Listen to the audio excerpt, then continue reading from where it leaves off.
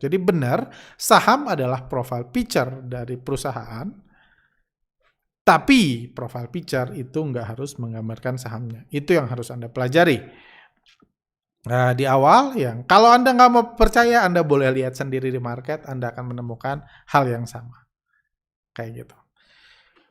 Pemegang saham, lanjut ke topik lain. Pemegang saham itu ada 3 kategori. Ada kategori pemilik, ada masuk pemilik, ya founder yang membuat perusahaan itu pertama, yang awalnya punya 100% saham, sebelum di IPO, udah itu investor institusi, ini bisa perusahaan, bisa investment banking, reksadana, dana pensiun, dan lain-lain. Ada investor retail, rakyat-rakyat jelata seperti kita. Itu ada 3 kategori pemegang saham.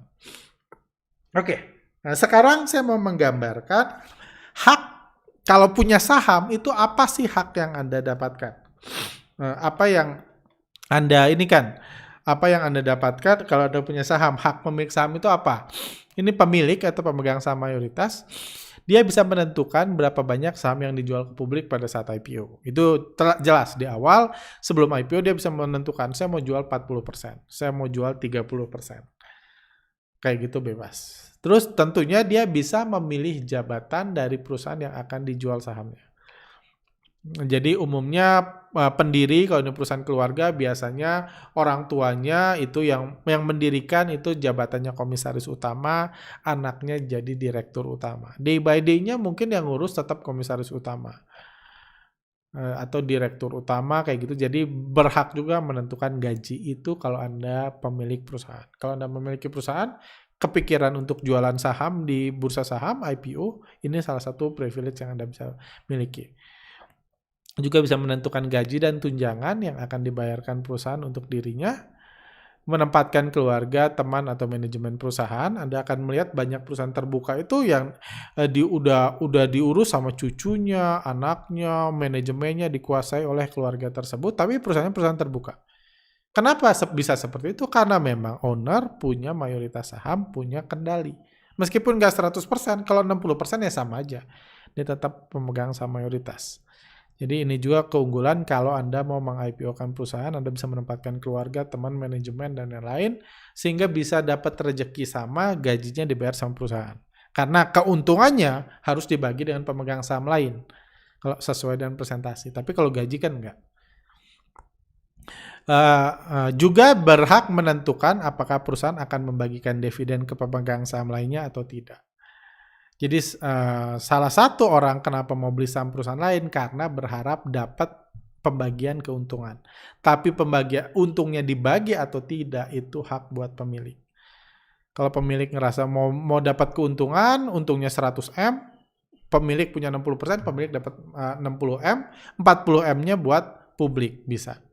Tapi pemilik ngerasa, aduh saya gaji aja udah cukup, tunjangan udah cukup, saya nggak mau ngabisin duit ngasih ke publik, saya taruh aja uangnya di perusahaan, itu juga bisa.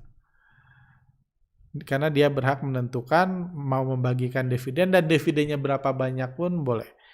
Kalau untungnya 100 miliar tahun ini, bisa aja ya udah kita baginya 7 miliar aja.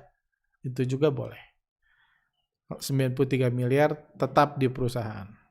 Dan juga pemilik berhak menentukan arah, tujuan, dan strategi perusahaan. Itu hak saham bagi pemilik, pemegang saham mayoritas. Itu manfaat sahamnya. Hak investor institusi, jika memiliki saham dalam jumlah besar, pendapatnya akan didengar oleh manajemen dan pemilik perusahaan. Seringkali Anda kalau walaupun nggak punya 100% dari saham, walaupun nggak punya 51%, tapi Anda punya 20%, kalau Anda ngomong, pemilik mendengar. Ya, karena partner lah ya. Anda kan punya saham besar, pemilik mendengar. Kayak gitu, bisa didengar, ya nggak bisa mutusin, tapi bisa ngasih saran, dianggap di ini. Atau kadang-kadang bisa meminta untuk menempatkan orang strategis di perusahaan. Itu ada ininya. Wah, saya taruh dong manajer kepercayaan saya di perusahaan demi kebaikan bersama, kayak gitu, itu pun bisa. Kalau dia punya saham banyak. Pada kasus tertentu bisa bergabung dengan investor institusi lainnya untuk berkoalisi menjadi pemegang saham mayoritas dan merebut kendali perusahaan dari pemilik. Itu pun kadang-kadang terjadi atau yang disebut hostile takeover. Jadi kalau pemilik udah punya, misalnya pemilik tadi cuman punya 40%. Tapi 60%-nya kan terbagi jadi sama 10.000 orang. Tapi ternyata institusi itu bisa ngumpul-ngumpulin, dia bisa punya 50%. Institusi, jadi dia berkoalisi untuk men-take over, jadi pemilik nggak boleh lagi nih, keluarganya nggak boleh digaji, kayak gitu, orang-orang bisa dikeluarkan yang berhubungan dengan pemilik. Itu hak investor institusi. Terus kalau kita investor retail nih, kan kita di sini kayak saya anggap mayoritas investor retail, hak kita apa? Kita itu boleh membaca laporan keuangan. Jadi perusahaan-perusahaan itu diwajibkan untuk melaporkan keuangan paling nggak setahun sekali. Diwajibkannya itu 3 bulan sekali sih, tapi boleh molor 1 tahun kayak gitu.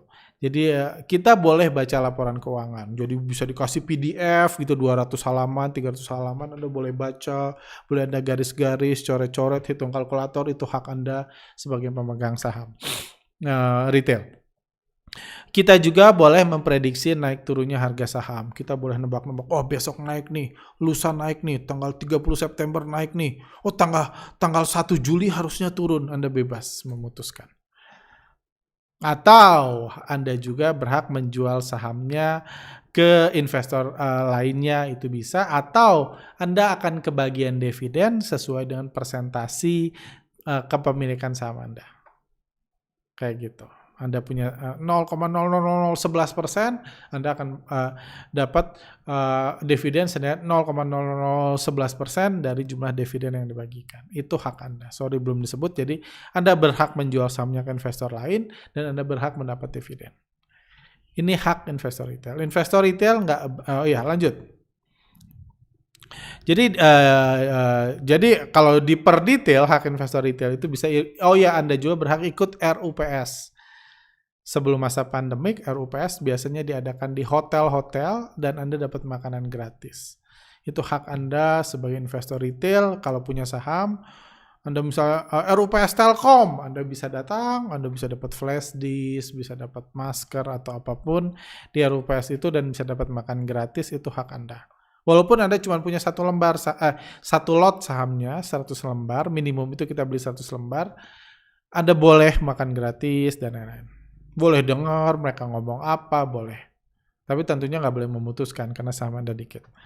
Anda mendapat dividen, kalau pemilik perusahaan memutuskan membagi dividen, yang tadi bilang dapat dividen, bisa juga berhak menjual sahamnya ke investor lain. Ini detail dari hak investor retail. Kalau profit taking, kalau ada yang mau membeli di atas harga modal pembelian Anda, atau cut loss kalau menjual ke investor lain di bawah harga modal pembelian Anda. Itu hak investor, hak pemegang saham. Yang bukan hak pemegang saham adalah mendapat gaji dari perusahaan, nggak boleh. Anda kalau ini, Anda baru beli sahamnya, Anda punya uang 20M, dibeliin 20M saham BCA gitu, tiba-tiba Anda ngajuin diri, saya pengen jadi manajer di cabang ini, nggak boleh. Itu bukan hak Anda. Saya pengen dapat gaji, nggak boleh. Saya pengen pinjam dong mobil BCA, saya mau keluar kota, nggak boleh. Anda nggak punya hak mendapat gaji dari perusahaan karena bukan pendiri. Anda juga nggak berhak mendapatkan fasilitas dari perusahaan, nggak boleh. Bahkan Anda boleh coba gitu. Anda boleh coba, Anda datang, misalnya Anda punya saham BCA gitu dalam jumlah besar, tabungan Anda semua dibeliin saham BCA, terus Anda tanya ke kantor BCA, pemegang saham duduk di mana? Nunggunya di mana ya? Ngantrinya di mana? Sama aja sama yang bukan pemegang saham. Anda juga nggak boleh mengambil aset atau produk dari perusahaan. Hanya karena Anda punya saham ICBP, produsen dari Indomie, Anda nggak boleh datang ke Indomaret, saya pemegang saham. Nggak boleh. Anda nggak boleh mengambil aset atau produk perusahaan. Anda juga nggak boleh berpartisipasi atau merubah arah dari perusahaan, juga nggak boleh. Anda terima aja. Anda atau mengganti posisi manajemen, juga satu hal juga yang Anda harus mengerti, Anda itu nggak boleh mengatur pergerakan harga saham. Harga saham itu tidak diatur oleh Anda. Jadi Anda nerima aja. Anda beli 1.000, sekarang 1.200 mau dijual, terima keuntungan Rp200. Jual ke investor lain, terima. Kalau Anda harganya 1.000, udah itu turun ke 800, Anda mau jual, ya terima kerugian 200. Bukan Anda yang berhak mengatur harga saham. Pertanyaan terakhir, siapa yang ngatur pergerakan harga saham? Karena biasanya image trader itu ngelihat market, harga setiap hari,